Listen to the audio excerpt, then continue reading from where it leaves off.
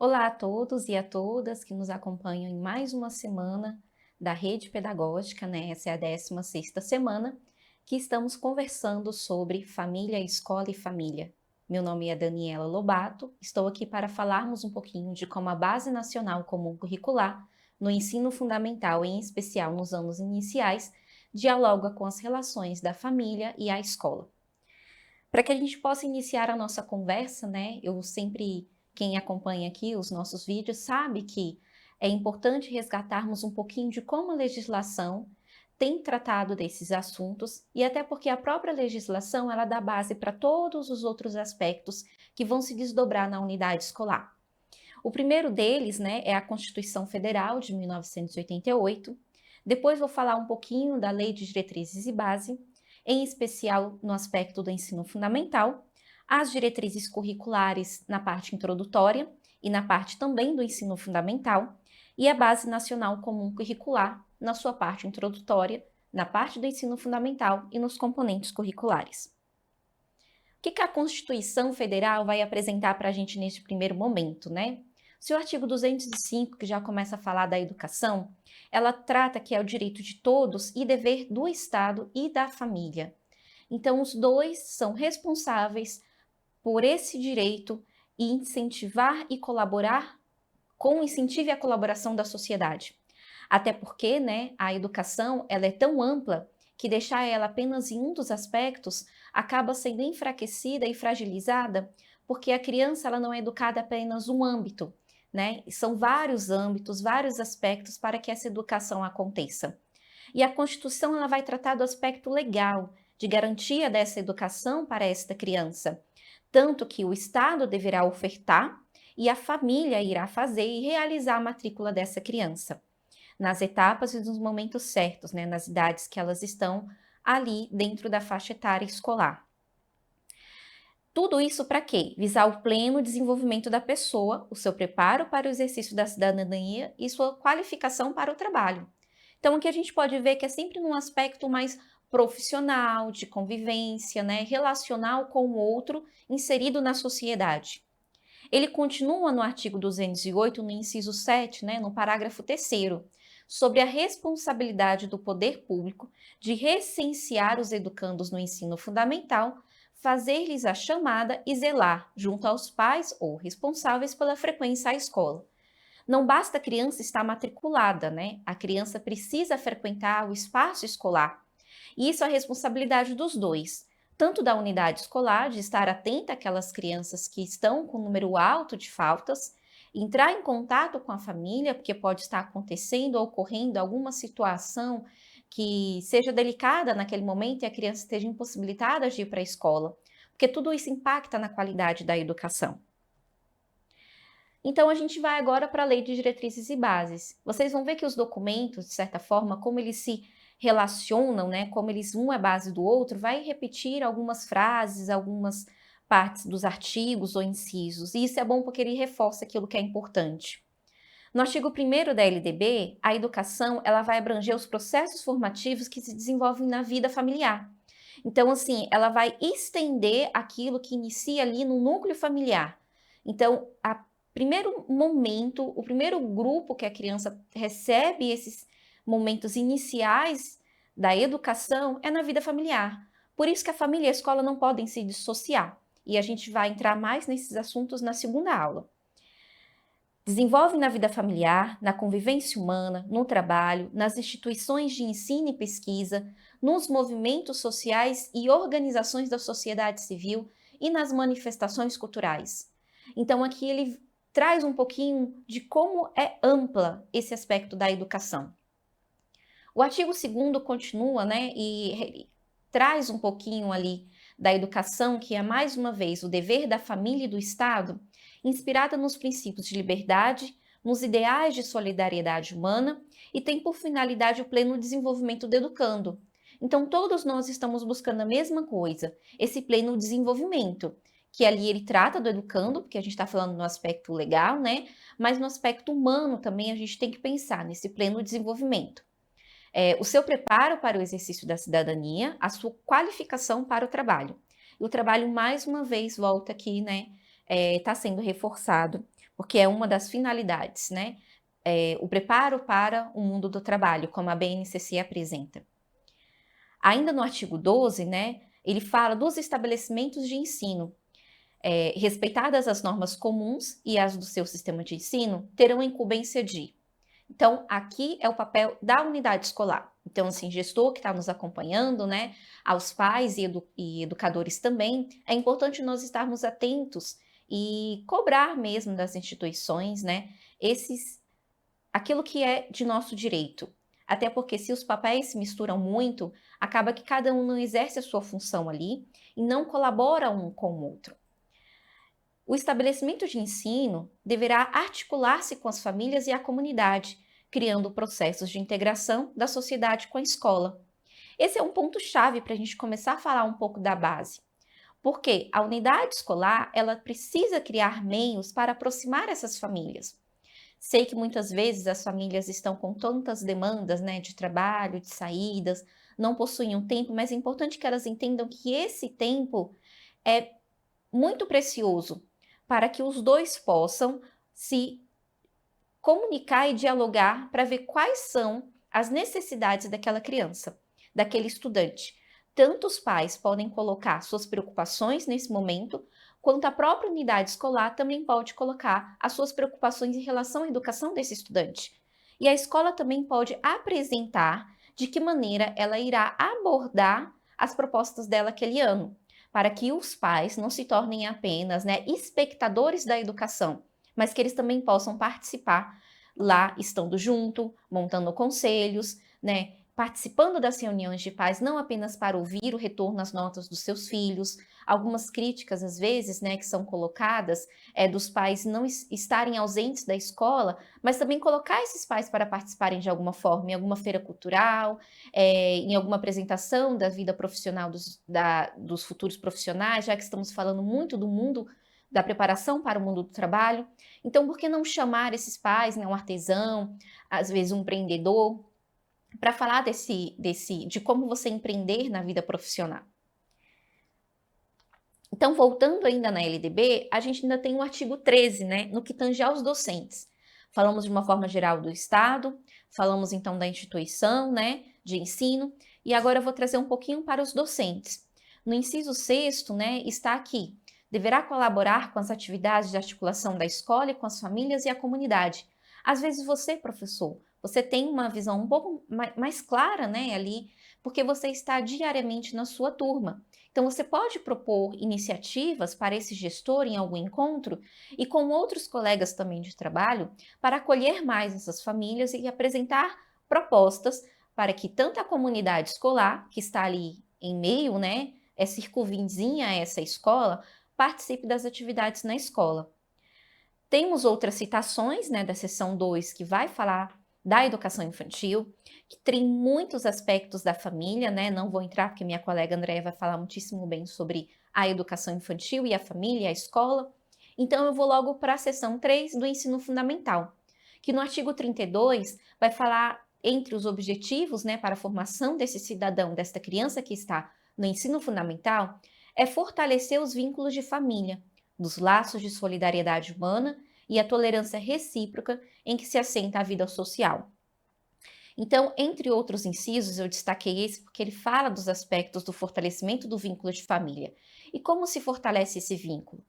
Trazendo uma participação desses pais na vida desse estudante, né? Uma atividade conjunta, uma participação na escola, às vezes esse estudante tendo alguma conversa ali com o pai.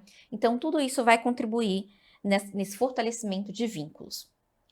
Eu gostei muito aqui de trazer para vocês as diretrizes curriculares nacionais para a educação básica. Mesmo por ser um documento extenso, ela traz muitas abordagens da família, da educação, o que é educar, né? O papel da educação, da família, e fortalece ainda mais alguns princípios que nós iremos tratar na segunda aula.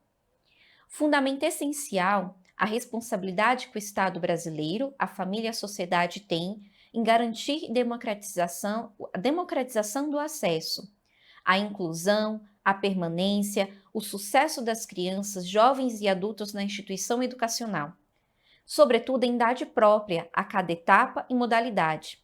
A aprendizagem para a continuidade dos estudos e a extensão da obrigatoriedade da gratuidade da educação básica. Aqui é um pouco mais geral o que a diretriz vai trazer, mas depois a gente vai aprofundar um pouquinho mais. Só que eu trago destacado a parte que ele fala da responsabilidade que o Estado brasileiro, a família e a sociedade têm. Então, assim, não é apenas o Estado, não é apenas a família e tampouco a sociedade. Então, para que a educação aconteça, para que a educação ela seja efetiva, né, e de direito a essas crianças, a esses estudantes, esses âmbitos eles devem trabalhar em conjunto, em diálogo. O Estado também, ele deve ouvir as famílias, porque como já comentei no início aqui, né, a família é o núcleo inicial para a formação deste cidadão. Então, assim, o bebê nasce, ele tá ali com os pais, nesse início a família ela é toda dedicada a esse cuidado a esta criança, confiamos demais aos pais a educação dessas crianças, e quando ela entra no espaço escolar, parece que se perde isso, né? Parece que se deixa de considerar as próprias aprendizagens que essas crianças receberam no seu espaço familiar e até mesmo a participação desses pais que tanto entendem de como é o filho deles. Então, que possamos utilizar, encontrar meios, somos educadores tão criativos, para fazer bom uso desses aspectos, principalmente da realidade social e cultural de cada um desses estudantes no âmbito escolar. Aqui está um pouquinho extenso, mas a gente vai parar em alguns pontos para refletir esses aspectos. Porque entre os conceitos de educação que eu já li em outros documentos, a diretriz ela vai discorrer muito bem aqui e com um olhar um pouco mais amplo no aspecto da educação, não voltado apenas para a parte intelectual, mas uma parte mais total desse estudante, desta criança. Ele começa a dizer que educar exige cuidado. Cuidar é educar, envolvendo acolher, ouvir, encorajar, apoiar. Tudo isso no sentido de desenvolver o aprendizado, de pensar e agir. Cuidar de si, do outro, da escola, da natureza, da água, do planeta. Então a gente começa a ver um pouquinho que a educação ela tem uma rede muito mais ampla do que o aspecto intelectual. É um preparo para a vida mesmo, que essa criança já vem sendo preparada e a escola vai fortalecer em outros aspectos esta preparação. O cuidar nos remete muito à educação infantil, né? Esse cuidar e educar. Veja que é uma transição, que é uma continuidade. Não são rupturas, não são caixinhas, mas sim essa transição ela deve ser muito bem cuidada nesse processo educacional. Além disso, educar é, enfim, enfrentar o desafio de lidar com gente. E aqui é aquela questão, né, de gerenciar conflitos, tanto na relação um com o outro na escola, entre seus pares, na família, na sociedade, futuramente, né, nos espaços de trabalho, com criaturas tão imprevisíveis, né, tão diversas como nós somos, e diferentes quanto semelhantes ao longo de uma existência inscrita na teia das relações humanas neste mundo complexo. Educar com cuidado significa aprender a amar sem dependência, desenvolver a sensibilidade humana na relação de cada um consigo, com o outro e com tudo que existe. É esse cuidar do próximo, ter esse olhar atento para o próximo, né? Não só para si, acolher, né? Cuidar do outro, com zelo, ante uma situação que requer cautela e busca da formação humana plena. Então, esse conceito de educação das diretrizes pode nos ajudar até mesmo no nosso próprio planejamento. Então, assim, será que as minhas atividades estão buscando essa educação do cuidar e educar? Né? Eu cuido ali quando os meus estudantes chegam à escola, no espaço escolar? Eu faço esse acolhimento? Será que eu, professor, estou sendo acolhida pela minha equipe gestora? A minha fala está sendo acolhida, né? Eu estou podendo acolher também? Porque às vezes a gente acaba tendo uma exigência muito grande com o outro e nos falta esse olhar avaliativo. Eu quero que o outro me acolha, mas o quanto eu estou sendo acolhedora ao outro? Eu quero que o outro cuide de mim, do meu espaço, né? Ali que eu estou preparando, mas o quanto eu estou cuidando desse espaço? A minha sala é uma sala acolhedora? É uma sala que demonstra cuidado, né?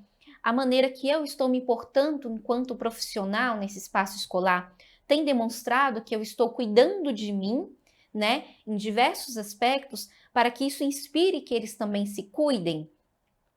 Eu inspiro, né, esse olhar educativo, porque a educação, né, e a gente vai abordar um pouquinho mais na segunda aula, ela está para além, ela é o espaço educativo. Ela não é simplesmente só o ato educativo. Então é importante nós termos esses momentos de reflexão que vão nos ajudar a sermos melhores educadores. Mais um pouquinho das diretrizes, né? E agora ela vai falar da responsabilidade por sua efetivação, que exige corresponsabilidade. De um lado, a responsabilidade estatal, que nós já vimos, né, que o Estado vai cumprir, ofertar essas vagas, né, oportunizar os meios para que os pais façam as matrículas, e de um lado, e do outro, né, a articulação com a família, com o conselho tutelar, com o juiz competente da comarca, com o representante do Ministério Público e demais segmentos da sociedade. Porque toda a sociedade tem que estar envolvida, e quando a gente fala sociedade, são as demais instituições responsáveis em ofertar tanto os meios financeiros quanto estruturais para que a educação aconteça. Agora aqui, para a gente começar a encerrar as diretrizes e entrar na base, quando fala do ensino fundamental, ele traz um ponto que os objetivos da formação básica definidos para a educação infantil prolongam-se durante os anos iniciais do ensino fundamental. Então, aqui estamos falando dessa transição, né, que a gente já tratou em outros momentos, que é extremamente importante para que essa criança ela possa dar continuidade às suas aprendizagens. O ensino fundamental vai tratar ainda mais dos aspectos físico, afetivo, psicológico, intelectual e social, priorizando a sua formação e complementando a ação da família e da comunidade. Então, aqui eu vou até grifar essa parte para vocês, porque às vezes a gente acaba se confundindo e a escola acaba tomando um pouco daquilo que é da responsabilidade da competência dos pais. Claro que sempre na intenção de querer ajudar esse estudante, né, a escola assume alguns papéis que não é dela. E quando a gente fala que ela está complementando a ação da família, é exatamente isso. A escola ela não substitui a responsabilidade da família. O fortalecimento dos vínculos de família. Então, ela vai fortalecer esses vínculos, dos laços de solidariedade humana e de respeito recíproco em que se assenta a vida social. Vamos entrar agora na BNCC, mas eu não poderia falar da base sem trazer um pouquinho os documentos que norteiam e fortalecem a Base Nacional Comum Curricular. Ela cita algumas relações de família e escola nos seus marcos legais, né? E a gente sabe que eles que embasaram a BNCC foram esses que nós já vimos. Não trouxe todos, nós temos o Estatuto da Criança e do Adolescente também, né? Então, assim, eu trouxe alguns principais aqui para a nossa conversa. Falando da Base Nacional Comum Curricular e dos currículos, então a gente não pode tratar desses aspectos legais sem considerar o currículo, porque a base veio justamente para a escrita dos currículos ou a reedição desse currículo. A educação infantil no contexto da educação básica, também ela fala muito do aspecto da família. E o que nós vamos aqui ter um olhar um pouco mais atento, o ensino fundamental no contexto da educação básica. Já na parte introdutória ali, né, do texto do ensino fundamental, ele fala que as crianças, né, as experiências das crianças em seu contexto familiar, social e cultural, suas memórias, seu pertencimento a um grupo e a sua interação com as mais diversas tecnologias de informação e comunicação são fontes que estimulam sua curiosidade e a formulação de perguntas. Tudo isso deve ser considerado no planejamento em sala. Essa criança, ela vem com uma experiência, ela vem com um contexto, né, familiar, social e cultural. Então, tudo isso deve vir a contribuir e a somar no planejamento do professor. Mas de que forma a gente vai conseguir trabalhar isso, né? A base, por ser um documento normativo, a gente já tratou em outros aspectos, ela não vai trazer ali descrito essa parte um pouco mais teórica de uma abordagem com alguns autores, né, que vão falar sobre família, escola. Ela vai falar exatamente daquilo que é essencial para as aprendizagens. Então, ela vai acabar pincelando em alguns momentos, e a relação família-escola nos componentes curriculares não aparecem todos assim de forma explícita, né? Se você colocar lá família, você não vai encontrar, mas como educadores a gente vai buscando, né, ver intercalar esses momentos, né? Agrupar esses momentos ali junto com o componente curricular, essa parte das competências gerais que a base traz. Primeiro a gente tem a língua portuguesa, né? Nos anos iniciais ele fala do aprofundamento, né, das experiências vivenciadas na família e na educação infantil. Então, assim, quais foram as nossas experiências? Experiências que possam ser utilizadas nas práticas de linguagem, considerando o campo familiar do estudante. Então, assim, uma vida que ele tenha um pouco mais sobre as receitas, sobre o uso de uma linguagem, sobre um contexto familiar, sobre um conto, sobre uma fábula, sobre uma escrita, tudo isso deve ser considerado e trabalhado na língua portuguesa. Nas ciências da natureza, ele fala na via de comunicação, que essa comunicação ela poderá ser articulada, né, com a participação dos estudantes com discussões de caráter científico com os colegas, professores e familiares, de modo que essas ciências da natureza tanto seja apresentada da família para a escola, quanto da escola para a família. Então, uma via de mão dupla, indo e vindo. E também a comunidade em geral, que a gente não pode esquecer, que eles acabam participando desse meio. As ciências humanas, ela acaba por sua característica, né, de componente curricular, trazendo um pouco mais a abordagem da família e da sociedade. Até porque os seus componentes, entre as habilidades, né, e as competências, ela vai trazer alguns pontos específicos para serem trabalhados, né? A vida em sociedade, a composição familiar, quem sou eu, né? O meu colega, minha vizinhança. Então, temos muitos aspectos ali que tratam da família. E um deles, né, é o aprimoramento das capacidades do estudante em refletir sobre a inserção singular e responsável na história da sua família. Então, quem eu sou, né? Qual a minha participação ali na minha família, né? Quem compõe esse meu núcleo familiar, né? Eu convivo mais com os meus avós, né? Eu tenho os fins de semana que os meus padrinhos estão ali, os meus tios, os meus primos, né? Os meus pais, os meus irmãos, né? Ou não, né? Quem está envolvido ali no meu meio familiar? Além disso, valorizar e problematizar as vivências e experiências individuais e familiares trazidas pelos alunos. Nossos estudantes vêm de diversos meios familiares, de diversas regiões ali, que são extremamente ricas, né? Então, utilizar isso para diversificar essa troca. E no ensino religioso, né, que a gente sabe que é um componente curricular facultativo, ele vai falar das identidades e alteridades, né? Esse meu olhar para com o outro, né? Quem eu sou e para o outro. O eu, a família e o ambiente de convivência. Então, dos componentes são esses que nós temos, o que não quer dizer que a gente não possa trabalhar. A língua estrangeira, ela também traz esses aspectos da família, só que como a gente está conversando sobre os anos iniciais, né, nós ainda não temos a língua estrangeira como obrigatoriedade. E onde se desdobra tudo isso, né? Como eu vou trazer de forma concreta esses aspectos que a base apresenta, né, de todos esses normativos da base para a minha unidade escolar?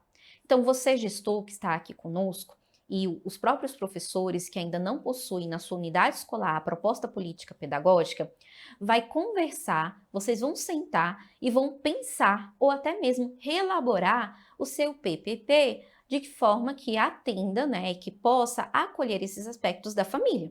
Será que na minha escola tem algum projeto que eu estou envolvendo mais as famílias? Ou se isso fica mais a cargo, né, de cada um dos educadores no seu espaço ali da sala de aula? Porque de uma forma mais unitária, né, eu tenho mais força para trabalhar esses aspectos.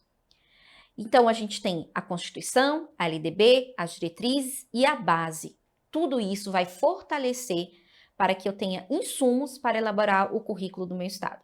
Seu estado, eu com certeza, acho que neste momento já deve ter um currículo, ou já deve estar em trâmites de finalização de um currículo. E o currículo é base para a sua proposta, o currículo é base para os seus planejamentos, porque assim todos vão caminhando, né, junto a um objetivo. E a proposta pedagógica, ela é o que vai descrever quem é aquela escola, a que aquela escola se propõe dentro aquela comunidade que ela está inserida. Será que a comunidade ela vai existir um olhar mais dedicado ao mundo do trabalho, porque as crianças estão em um meio que os pais têm trabalhos mais rurais, né? Que às vezes a criança participa com esses pais, ou estão mais envolvidas no aspecto do artesanato, ou será que o meu bairro é um bairro mais de prédios, né? E aí vai exigir um pouco mais de trabalhar com essa criança o ato dela brincar, porque ela não tem muito costume de brincar fora de casa, ou conviver em áreas livres, e a escola vai oportunizar mais passeios nesse aspecto, pode trazer as famílias também para esse espaço. Então, tudo isso vai dar o tom do trabalho de vocês para essa elaboração da proposta política pedagógica. Então, aqui eu trago algumas referências que eu utilizei, até que, se vocês quiserem aprofundar mais nesse aspecto, a primeira delas é a Constituição que foi apresentada, a segunda, a Lei de Diretrizes e Base, a terceira, né, as diretrizes curriculares para a educação, e por último, a Base Nacional Comum Curricular, que a gente vai abordar um pouquinho mais no nosso segundo encontro. No mais, obrigada e até a próxima.